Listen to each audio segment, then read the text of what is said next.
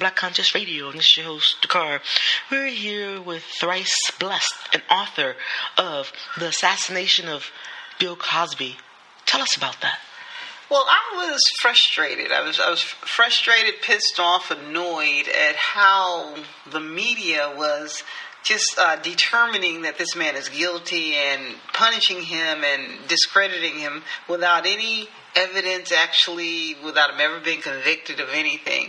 And it's like the media is taking the place of our judicial system, that it's becoming judge, jury, executioner. So it annoyed me that they can do that they can just decide, well, he's never been accused of anything. There's never been criminal charges. He's never been convicted. But we've decided that he's guilty, and therefore we're going to treat him a certain way, and we're going to discredit him. And there's no evidence. There's nothing that proves anything. And it's my way of voicing my opinion that I don't think the media should have the right to destroy lives. I think it should be, there's a due process here. If he's a criminal, arrest him, allow him to go to trial, and let the jury of his peers convict him, not a racist media deciding who's guilty, who's innocent, and with racism being the main motivation for why it's so important to destroy this man. And that was an issue with me as well.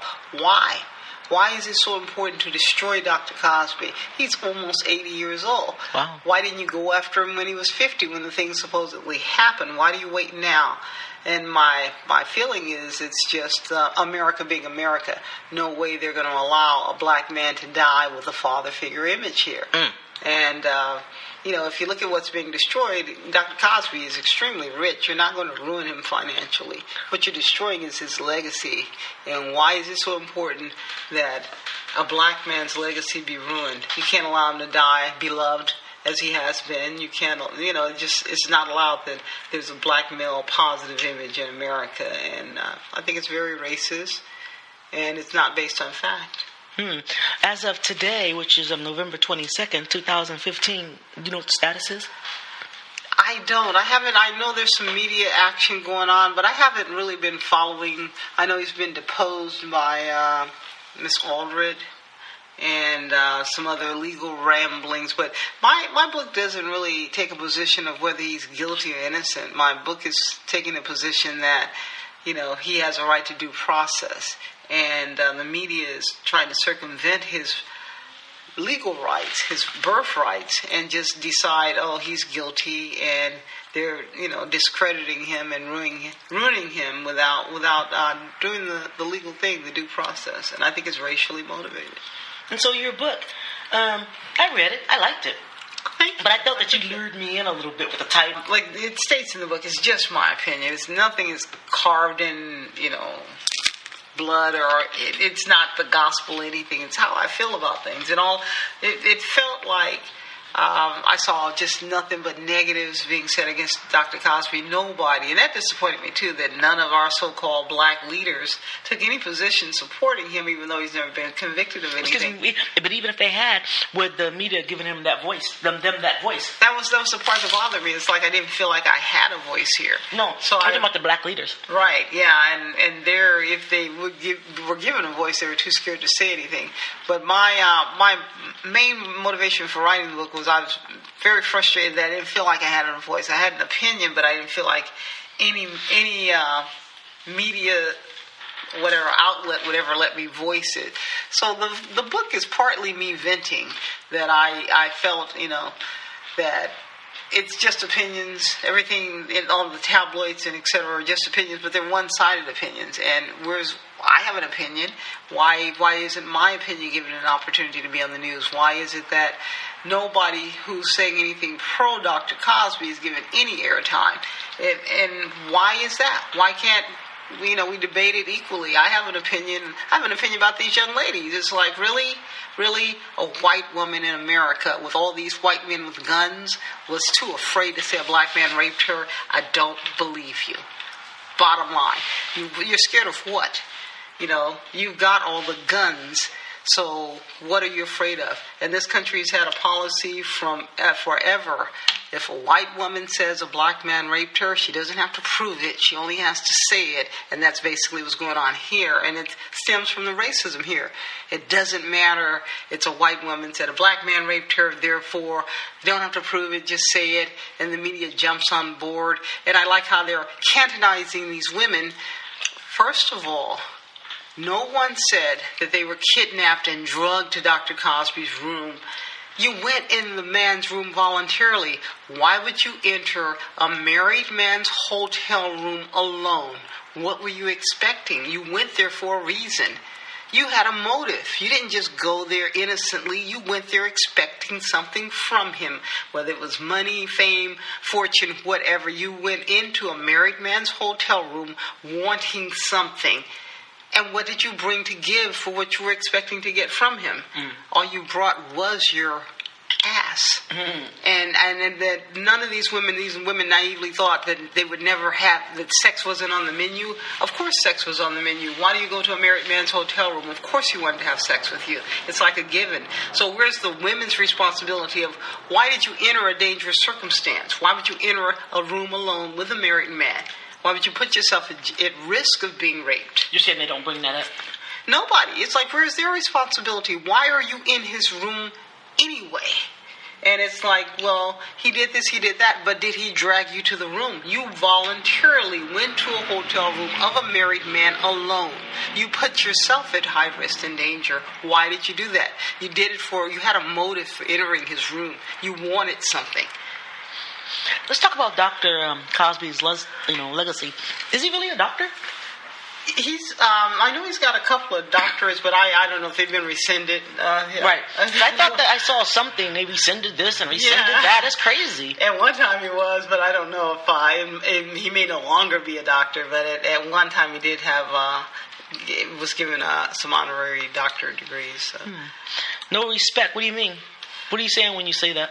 Well, there's really two books combined here, because No Respect was just my opinion of how we as a race are treated in America. I think if you look at how easily it is to kill one of us and there's no consequence, they feel very comfortable doing it because they don't expect there to be a consequence, and that's disrespect to me. Anytime you think it's okay to murder a person and there'll be no consequences, that means you don't respect us because you get away with it so easily. And that was actually a separate book that I just decided to combine into one because it just seemed easier. Wow. You said in part of your book that a friend is someone who would walk through hell with you. I'm your friend. Yeah, it was just a letter to Dr. Cosby letting him know that I was really frustrated at the lack of support, and so I just wanted him to know in an open letter that I believe in him and that I have his back. I'm not afraid to have his back, and I'm not going to waver. And I didn't. It's not to me a matter of whether he's guilty or whether he's innocent. It's whether he's given due process and being treated fairly, and why is he being treated so differently? Why isn't he given his birthrights, really? And the media is violating his birthrights, but nobody's doing anything about it because they've got control of, all the communication outlets here. So I just wanted a chance to voice my opinion in support of Dr. Cosby and make it known that, hey, I don't believe the things that are being said about him, and I do question the motive of these women in being in his room in the first place. Really, 30 women didn't know each other. They were all separate, but they all collectively decided that they felt they were violated, but they would take no action until 30, 20 years later. It just doesn't make sense to me. I mean, if I'm violated, I'm going to find out something immediately. And the benefit of doing something immediately is there's DNA evidence. If you were violated, even if you're not sure, if you think you were violated, you don't remember, you think you were drugged, well, a call to 911 where there's evidence, where there can be samples of DNA, saliva, whatever. If he touched you, his DNA is on your body. You've got proof. Now you've got something to stand on. 20 years later, all it is your word saying this, because, of course, if there was any proof, it's well gone. So it puts a strong disadvantage on everyone. They're saying things that, had you said it when it happened, it could have been proven or disproven, and you could have gotten a rapist off the street if he is a rapist. If you had said something when it happened, you may have prevented other women from being violated. Where's the part that these women take some responsibility for something? But what the real trip is, you figure 20, 30 years ago, whenever that happened, it's not like black man. That's not a black thing. He must have picked that up from a white dude, another white actor probably, that was doing it. So I wonder who else was doing stuff like that at that time. I don't know, and I don't try to, because he had to get it from somebody. See, I don't really, the concoction, because I wasn't there. I can't say if the man is guilty or innocent. Oh. I would be the last person. I mean, if somebody's been violated, I think it's a sad thing. So I'm not gonna, I'm not saying he's above, doing anything, because I don't know the man personally, and I wasn't there to say one way or the other. But I do feel that this is like a witch hunt, that the media's made up their mind they're going to get him. And they, like I said, dug up all these, now there's 35 victims, all of them too scared 20 years ago to open their mouths, living in the country where the white men have all the guns. You were scared of what? Really? Seriously? You were scared of this little black man? I don't buy it. I just don't buy it. We're here with Thrice Blessed, an author of The Assassination of Bill Cosby. Where'd you come with that name? I just wanted to acknowledge three's been real powerful in my life, and the Thrice Blessed actually represents 3 times where I've been very near to death, and God spared me. And so Thrice Blessed is 3 occasions where I could have been gone, and by God's grace, I'm still here, so it's fine. Let me read an excerpt out of your book, if it's okay. Sure. Savage dog. He's weaker now. He's older. We can attack now. Go for the knees, savage dog. Attacking, biting, clawing, scratching, snarling. Trying so hard to bring this nigga down. It must have been hard for you, watching your woman drool over that rich, pretty black man. It must have been hard for you, savage dog. Attack at the knees. We can't handle the head yet. Weaken him. Destroy him. He has no army. No one will come to his defense. He has no legions. No one will stand for him. He's just another dead nigga. What you saying? What was that about when you was writing that? It was a little venting that I felt the way he's being. Did I say it right? Did I read it right? It's okay. Like a savage dog. It's like, we see a weakness in his armor, and we're going to go for, why didn't you attack him 20 years ago? Why the delay? Why do you go after him guns blazing now?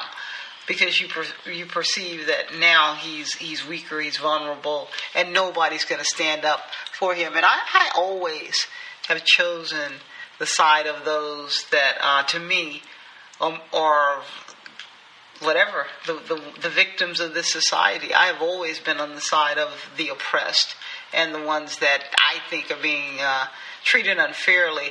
And you would think, because of his wealth, that, why would you support a man who's so rich?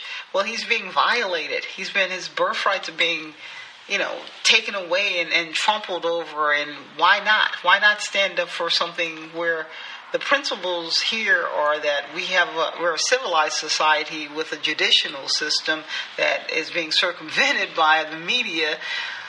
Why is it okay to destroy him? In particular. Why is that okay? Why do you expect that no one is going to stand up for him? No one is going to say anything in his defense?